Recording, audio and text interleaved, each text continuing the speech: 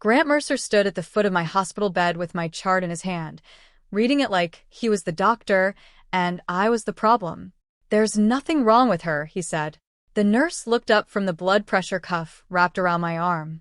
"Sir, I need you to step back." My mother gave a soft, embarrassed laugh, the kind she used at church when I dropped something or spoke too loudly. "We're sorry." Elianne gets very worked up. Finals are coming, and stress does this to her. I tried to sit up, but pain tore across my lower stomach so hard my fingers locked around the bed rail. "This isn't stress," I whispered. "It's different." Dad didn't even look at me. "She says that every time." Then my monitor beeped. Once. Then again. The nurse stopped watching my parents and looked at the screen. My father's voice kept going. "She's been doing this for 3 years. Doctor after doctor. There is always some new pain, some new crisis, some new reason everyone has to stop and look at her." My lips felt cold. My palms were damp against the metal rail. I could hear my heartbeat in my ears, uneven and too fast. The nurse leaned closer to me. "Elianne, did you faint today?" I swallowed. "In the bathroom." "Did you hit your head?" No. "Any bleeding?" My mother stepped forward before I could answer. She exaggerates color when she's scared. I turned my head toward her, because I had not told the nurse what color it was yet. The nurse noticed too. Her eyes moved from my mother's face to mine, sharper now. "Let Elianne answer," she said. For the first time that morning, someone said my name like I was the patient instead of the performance. I forced the words out. "There was blood." Dad sighed loud enough for the people beyond the curtain to hear. "Here we go." That was when I saw what my mother was doing. She had opened her purse and pulled out a folded sheet of paper. Not insurance cards. Not medication names. A list. My name was at the top. Under it were dates. Fainted at church. Left Thanksgiving early. Cried in bathroom at cousin's bridal shower. Claimed stomach pain during Dad's retirement dinner. My mother slid it onto the counter like evidence. "She has a pattern," she told the nurse. We thought this might help. The humiliation hit so hard I almost forgot the pain. They had not brought me to the hospital to help me. They had brought proof that I should not be believed. A young resident stepped through the curtain, glancing between the monitor, my chart, and the paper on the counter. "I'm Dr. Patel," she said. "Elianne, I'm going to ask you some questions directly." Dad lifted the chart slightly. "We can explain most of this." Dr. Patel did not take it from him. "I need to hear from her." The room tightened. I told her about the pain, the blackout, the blood, the months of exhaustion I had learned not to mention because every complaint became a family joke. With each answer, my mother's mouth pressed flatter. Then the monitor screamed. The nurse grabbed my wrist. Dr. Patel turned toward the door. "Get labs now," she said. "And call imaging. Possible internal bleeding." Dad's face changed. "Not worried." Caught. As they unlocked the bed and rolled me toward the hallway, my mother bent close to him and whispered, just loud enough for me to hear, "What if this time they actually find something?" Before we continue, drop your city and country in the comments below. And if you enjoy revenge stories like this, don't forget to like, subscribe, and turn on the notification bell so you never miss an update. The hallway outside imaging was colder than the ER room. A nurse tucked a thin blanket around my shoulders, but it did nothing for the shaking. The ceiling lights passed over me in white rectangles as they rolled the bed into a narrow waiting area beside radiology. "Someone will come for you in a minute," the nurse said. "Try not to move too much." I nodded, even though staying still made the pain worse. The curtain beside me did not close all the way. Through the gap, I could see my parents standing near the wall, just far enough away to pretend they were giving me privacy. They were not talking to me. They were talking about me. "This is exactly what I said would happen," Dad muttered. "One ER visit turns into scans, labs, consults. Do you know what this is going to cost?" Mom's voice was lower, tighter. "Keep your voice down." No, Denise. She dragged us into another hospital bill because she can't handle pressure. "She looked bad," Mom said. "She always looks bad when people are watching." My throat closed. I was 21 years old, a nursing student, old enough to understand vital signs and consent forms and what blood pressure meant when it dropped. But lying there listening to them, I felt 9 again. Small. Inconvenient. Guilty for needing anything. A memory flashed with the pain. Me at 18, leaning against the wall behind the campus cafe after a shift, my apron still on, knees buckling while my coworker asked if she should call someone. Dad arriving 30 minutes later, angry before he even parked. "You don't need urgent care," he had said. "You need sleep. Sleep fixes everything." Another memory came fast after it. Thanksgiving. Me locked in the guest bathroom, sweating through my dress, one hand pressed against my stomach while my aunt knocked and asked if I was okay. Mom answering for me from a hallway. She likes being treated like a fragile princess. Leave her alone and she'll come out. Back in the hospital, I turned my head toward my mother. "Why did you bring that list?" I asked. She looked startled, like she had forgotten I could hear. Dad folded his arms. "Because doctors need context." I asked Mom. Mom stepped closer to the bed, smoothing her sweater with both hands. "Elianne, it helps them understand the pattern." "The pattern?" My voice scraped out. "You mean the times I got sick? The times everything became about you?" The curtain shifted as a tech walked past, but neither of us looked away. "You gave them a list to make sure they didn't believe me," I said. Mom's face did not soften. "You have no idea how exhausting it is," she whispered, "to have a daughter who turns every family event into an emergency." For a second, I could not answer. Not because I had nothing to say. Because I suddenly remembered a doctor's office 2 years earlier. A gastroenterologist with silver glasses had sat across from me, frowning at my blood work. He had said my anemia was too persistent for someone my age. He had recommended another test, something called a capsule endoscopy, to look deeper where the regular scans had missed. I remembered feeling relieved. Not scared. Relieved that someone wanted to keep looking. Then a week later, Mom told me the insurance had denied it. Dad said, "See? Even they know it's unnecessary." After that, the appointment was never mentioned again. A radiology nurse came through the double doors with a clipboard. "Elianne Mercer?" I lifted my hand slightly. She checked my bracelet. "When did you last eat?" "This morning," I said. "Toast." "Around 7. Dad stepped forward. "How long is all this going to take? If the scan is normal, can we discharge her?" The nurse looked at him, then back at me. "The scan has not been read yet." "I'm just saying," Dad replied. "We've done this before." "No," I said before I could stop myself. Both my parents looked at me. I gripped the blanket. "We haven't done this before. You stopped the last test." Mom's eyes flicked toward Dad. It was small. Almost nothing. But I saw it. The nurse wheeled me through the doors before anyone answered. The scan itself blurred into instructions. Cold contrast. A machine humming over me while I tried not to cry from the pressure in my abdomen. When they brought me back out, Dr. Patel was waiting in the hallway. She no longer had the polite, cautious expression from the ER. She had my lab results in one hand and her phone in the other. "Elianne," she said carefully, "have you ever been told you had unexplained anemia?" My mother opened her mouth. Dr. Patel held up one hand, without looking at her. "Elianne," she repeated. "Yes," I said. 2 years ago." Dr. Patel's eyes moved to my father. "Were you ever told anything about vascular abnormalities?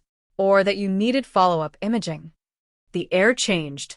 Dad's jaw tightened before she had even explained the scan. I stared at him from the bed, suddenly more afraid of his silence than his anger. Why would my father look scared before the doctor even explained what she had found? They moved me back into a curtained ER bay, but the curtain did not protect me from anything. Not from the beeping monitor. Not from my father pacing beside the sink. And definitely not from my Aunt Marla, arriving with her phone clenched in her hand and judgment already written across her face. "Elianne," she said, breathless, pushing through the curtain. "What is going on now?" My mother stood immediately. "Marla, please. She's in one of her episodes." "One of her episodes?" I repeated. Aunt Marla looked from my mother to me, then down at her phone. "Your mom texted the family chat. She said you were brought in again for stress pain." My face burned. Even from the hospital bed, weak and shaking, I could picture the messages landing one by one. Cousins reading them, uncles rolling their eyes. Someone typing, praying for Denise. Someone else asking if I had tried counseling again. I didn't ask her to text anyone, I said. Dad stopped pacing. Your mother is allowed to ask for support. For herself? I asked. His eyes sharpened. Watch your tone. A nurse stepped in to adjust my four, and the curtain was still half open. Across the hall, another patient's family glanced over. Aunt Marla saw the audience and lowered her voice, but not enough. Honey, I know you don't want to hear this, she said, but at some point, you have to stop doing this to your parents. The nurse paused. I stared at my aunt. Doing what? Scaring everyone. Making your mother cry. Missing school, missing holidays, always having some medical reason why the family has to gather around you. My mother looked down, playing wounded. Dad said nothing. That silence hurt worse than if he had joined in. He stood there and let her say it in front of nurses, strangers, anyone close enough to hear. I pushed myself up on one elbow. I blacked out this morning. Aunt Marla sighed. Then you need therapy, Elianne. Not another dramatic hospital visit. The words hit the room publicly. There was no way to gather them back. I opened my mouth to answer, but the ceiling tilted. Elianne, the nurse said. The bed rail slipped under my fingers. I tried to catch it, missed, and folded sideways. The nurse grabbed my shoulders before I hit the floor. Help me, she called out. She's going down. Aunt Marla froze. My mother whispered, Oh, for heaven's sake. Then the nurse pulled the sheet back. A dark stain had spread beneath me. No one spoke. Aunt Marla's phone lowered slowly from her hand. Her face drained of color as she looked at the blood on the sheet, then at me. Dr. Patel came in fast, snapping on gloves. How long has she been bleeding? My father answered too quickly. She's confused. She exaggerates. Dr. Patel turned to him. Do you have prior records? Dad's posture changed again. For 1 second, I thought he would say no. Instead, he reached into the bag beside my mother's chair and pulled out a folder. A thick one. We brought documentation, he said. Because this keeps happening. He handed it over like he was presenting a case. I saw old discharge papers. Therapy notes.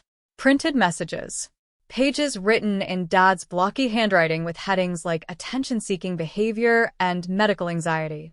You wrote reports about me? I whispered. Dad would not look at me. We documented a pattern. Dr. Patel flipped through the folder, but her expression did not shift the way Dad expected. She stopped on one page, then looked at the computer screen mounted beside the bed. There's a specialist referral in the hospital system from 2 years ago, she said. Urgent follow-up recommended. My heart kicked hard against my ribs. What referral? I asked. Mom's hand flew to her necklace. Dr. Patel read from the screen. Persistent, unexplained anemia. Abdominal pain. Recommended capsule endoscopy and additional imaging. I never saw that, I said. Aunt Marla looked at my mother. Denise? Mom's lips parted, but no sound came out. The nurse checked my blood pressure again, then called out numbers that made Dr. Patel move faster. Her hemoglobin is dangerously low, Dr. Patel said. I'm ordering a surgical consult. Dad stepped forward. We are not authorizing unnecessary procedures. The nurse looked directly at him. Elianne is 21, she said. She can consent for herself. The room shifted. For the first time, my father's voice did not decide what happened to my body. Dr. Patel placed a consent form on the tray beside me. Elianne, I need you to understand this may be urgent. We need the surgeon to evaluate you now. My hand trembled so badly the pen tapped against the paper. Dad leaned close enough that only I was supposed to hear him. You'll regret humiliating us. I signed anyway. They rolled me behind a set of double doors my parents were not allowed to pass. Dad tried anyway. She's our daughter, he snapped, one hand on the doorframe. We have a right to be with her. The nurse blocked him with one arm. She is an adult patient, and she signed consent herself. Mom looked past the nurse at me. Elianne, don't do this. I was too weak to sit up, but I still found enough voice to answer. I already did. The doors closed between us. Inside the treatment area, Everything moved faster. A blood pressure cuff squeezed my arm every few minutes. Someone hung another bag of fluids. Sticky monitor pads pressed cold against my chest. A surgical nurse asked me questions while typing into a tablet. Emergency contact? I almost said my mother's name out of habit. Then I saw Aunt Marla standing at the edge of the nurse's station, pale, silent, still holding her phone like it had become evidence instead of gossip. Marla, I said. The nurse looked up. Your aunt? Yes. Not my parents. Marla's eyes filled, but she did not cry. She came closer and gripped the side rail. What do you need? She asked. No lecture. No warning about drama. Just the question. I swallowed around the dryness in my throat. Don't let them speak for me. I won't. The nurse continued. Long-term symptoms. Fatigue. Yes. Fainting. Yes. Abdominal pain after meals? Yes. Dark stools. I hesitated. Then I nodded. Missed periods or irregular cycles from anemia? Yes. Each answer landed like a dot connecting to the next. Not random episodes. Not stress pain. Not performances timed around family events. A pattern. Just not the one Dad had written down. From outside the treatment area, Dad's voice rose, muffled through the doors. This is ridiculous. She's being manipulated. Marla stepped away from the bed and opened her phone. Her thumb moved quickly through old messages, then emails. I watched her face change as she found something. What is it? I asked. She did not answer right away. Then she turned the screen toward my mother, who had been allowed to stand just outside the open nurses' station doors but not come in. Denise, Marla said, why do I have an email from you 2 years ago forwarding Elianne's gastroenterologist report to Grant? Mom went still. Dad stopped pacing. Marla read aloud, her voice shaking harder with every line. Persistent anemia, not explained by anxiety. Continued abdominal pain. Recommend capsule endoscopy and further imaging. Follow-up should not be delayed. I stared at my mother. You got that? I whispered. Mom reached for Marla's phone. Give me that. Marla pulled it back. No. Dad stepped in fast. The doctor was being cautious. They always cover themselves. You told me insurance denied it, I said. Dad's face flushed. Because we couldn't afford every test you wanted. The surgical nurse looked up from the computer. Insurance approval is in the billing record. Silence cut through the room. Marla turned slowly toward him. Then why did you tell her it was denied? Mom's eyes filled instantly, but her tears looked rehearsed now. We were trying to keep her from becoming dependent on illness. I let my head fall back against the pillow. For 3 years, I had wondered why my body kept betraying me. Now I knew people had helped hide the answer. Before anyone could speak again, another nurse stepped through the curtain. Dr. Rivas has reviewed the scan, she said. He wants Elianne present, and he wants her parents to see the findings. They explain the last 3 years. Dad gave a bitter laugh under his breath. Doctors love making things sound worse than they are. Then the curtain opened. A surgeon walked in holding my test results. He looked at my parents first. Mr. and Mrs. Mercer, he said, you need to see this for yourselves. Dr. Rivas did not rush. That was the first thing I noticed. Everyone else had been moving quickly since the monitor started screaming. Nurses checking lines. Dr. Patel ordering labs. My aunt digging through emails. My parents trying to regain control of a room that no longer belonged to them. But Dr. Rivas walked to the computer with my scan results in his hand and spoke like every word had weight. Put the images on the monitor, please. The surgical nurse clicked once, and the screen filled with gray and white shapes I recognized from textbooks but not from my own body. Dad crossed his arms. Before we start talking about surgery, I want it noted that Elianne has a history of anxiety. Dr. Rivas turned from the monitor. Mr. Mercer, he said, anxiety does not create this. He pointed to a tangled cluster on the scan. This is an abnormal collection of blood vessels in her small intestine. Based on her imaging and blood work, it is consistent with a vascular malformation. It has been bleeding, likely on and off, for some time. My mother pressed her hand over her mouth. Dad stared at the screen like he could make it blur if he looked long enough. Dr. Rivas continued, calm and exact. There are signs of inflammation around it. Her hemoglobin is severely low. The symptoms she reported today suggest the bleeding has become more active. My fingers curled into the blanket. So I wasn't imagining it, I said. Dr. Rivas looked at me, not at them. No. You were not. The words were simple. They still split something open in the room. Aunt Marla made a small sound beside me and gripped the bed rail. My mother's eyes moved from the scan to the floor. Dad's jaw worked once, then stopped. Dr. Rivas changed the image and pointed again. This also explains the last several years. Fainting, severe fatigue, abdominal pain, dark stools. Episodes that may have looked sudden from the outside, but were medically connected. Stress can aggravate symptoms, Dad said quickly. Dr. Rivas did not argue. He only said, stress did not cause repeated internal bleeding. No one answered that. Dr. Patel stepped closer with a chart. There was a specialist referral in the system 2 years ago. It recommended further testing after unexplained anemia and abdominal pain. Dr. Rivas nodded. A capsule study or additional imaging at that time may have identified this earlier. It may have allowed for a planned procedure instead of an urgent one. Mom's shoulders started shaking. I thought, she whispered. We thought it would make her worse if everyone kept treating her like she was sick. Aunt Marla turned on her. She was sick.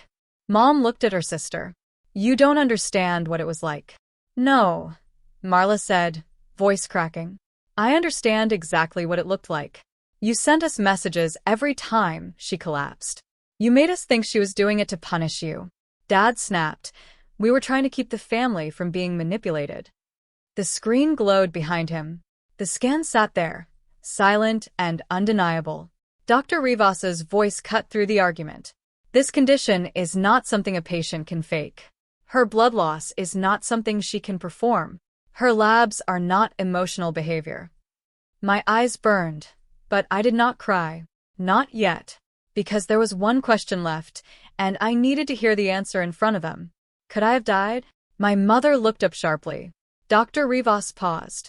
Then he said, yes. If the bleeding continued untreated, that was a real risk. The room went still. Marla's hand flew to her mouth. Mom took one step back as if the words had pushed her. Dad finally looked away from the monitor. For 3 years, they had called me dramatic. Now a surgeon had said the drama was blood loss. Marla faced my parents, her voice low and shaking. How many dinners did we sit through while you joked about her? How many times did you tell us she ruined holidays while she was bleeding inside her own body? Mom covered her face. We thought we were helping her toughen up. Toughen up, I repeated. My voice came out weak, but everyone heard it. I looked at her hand resting on the bed rail near mine. The same hand that had slid that list onto the counter. The same hand that had signed forms, opened insurance letters, forwarded emails I never saw. I reached over and removed her fingers from the rail. Then I looked at the nurse. I don't want them making decisions for me, I said. I don't want them getting updates. And I don't want them in my room. Mom's face crumpled. Elianne. No, I said. Dad's eyes hardened. You are making a mistake. Dr. Patel stepped between us. She has made her decision. The nurse guided my parents toward the door. For once, Dad's anger did not open it. For once, Mom's tears did not pull me back. A hospital social worker came before surgery. She asked questions carefully, writing down dates, names, missed referrals, and who controlled my insurance. Marla handed over the email from the gastroenterologist, and the billing record showing the follow-up test had been approved. Dad's folder of accusations stayed on the counter. But now it looked different. Not like proof that I had lied. Like proof that he had been building a case against a sick daughter instead of getting her care. Before they took me to surgery, Dr. Rivas leaned beside the bed. We're going to remove the affected section and control the bleeding, he said. You came in at the right time. I wanted to laugh at that. The right time had been years ago.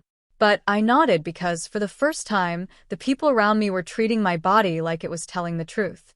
When I woke up, the room was dim. My throat hurt. My abdomen burned beneath bandages. A steady beep marked each heartbeat. Aunt Marla was asleep in the chair beside me, her hand still wrapped around mine. My parents were not there. For a moment, that absence felt louder than any apology could have been. Then my phone buzzed on the table. Marla had posted one message in the family chat while I was in surgery. Elianne was not faking. She had a vascular malformation in her intestine and was bleeding internally. The doctors said this explains the last 3 years. Do not contact her unless you are ready to apologize. Under it, the same relatives who had called me dramatic went quiet. Then messages began to appear. I'm sorry. I didn't know. Your mom told us something different. Please tell Elianne we're praying for her. I turned the phone face down. Some apologies needed time before they deserved an answer. The fallout did not stay inside our family. Grant Mercer had built his reputation on being measured, responsible, the man who knew how to handle difficult things. But when people at church learned he had dismissed his daughter's medical emergency and lied about insurance, the questions started. Within a week, he stepped down from the finance committee before anyone could ask him to. My mother lost something too. For years, she had been the exhausted mother with the fragile daughter, the woman everyone comforted. After the diagnosis, people stopped asking how hard it was for her. They started asking why she had not listened to me. The hospital patient advocate helped me change every permission in my chart. My parents could no longer access updates, speak for me, or receive copies of anything. The social worker documented the medical interference and neglect concerns, especially because I had been financially dependent on them and on their insurance. Marla gave copies of the old email, the approved billing record, and Dad's folder to the advocate. Whatever came from that review was no longer mine to manage. My job was to heal. 2 weeks after surgery, I left the hospital in Marla's car instead of my father's. A month later, I moved into her spare room with one suitcase, my nursing textbooks, and a folder of medical records I kept for myself. I applied for emergency student aid. I changed my passwords. I learned how to call insurance without asking permission first. Recovery was not neat. I moved slowly. I ate carefully. Some mornings, the scar across my abdomen pulled when I stood. Some nights, I woke up furious about every year I had spent apologizing for symptoms that were trying to warn me. But the difference was this: no one got to call my pain a performance anymore. Months later, I returned to nursing school part-time. On my first day back, I sat in a lecture hall with a notebook open, my own apartment key in my bag, and my own medical files stored safely on my laptop. When the instructor discussed patient advocacy, I did not look away. I knew exactly what it meant to be spoken over in an exam room. I knew exactly what it meant when the wrong person controlled the story. And I knew exactly how much could change when one doctor finally turned the screen around and said, "You need to see this for yourselves." For 3 years, my parents told everyone I was pretending to be sick, until the scan proved I had been fighting for my life the whole time.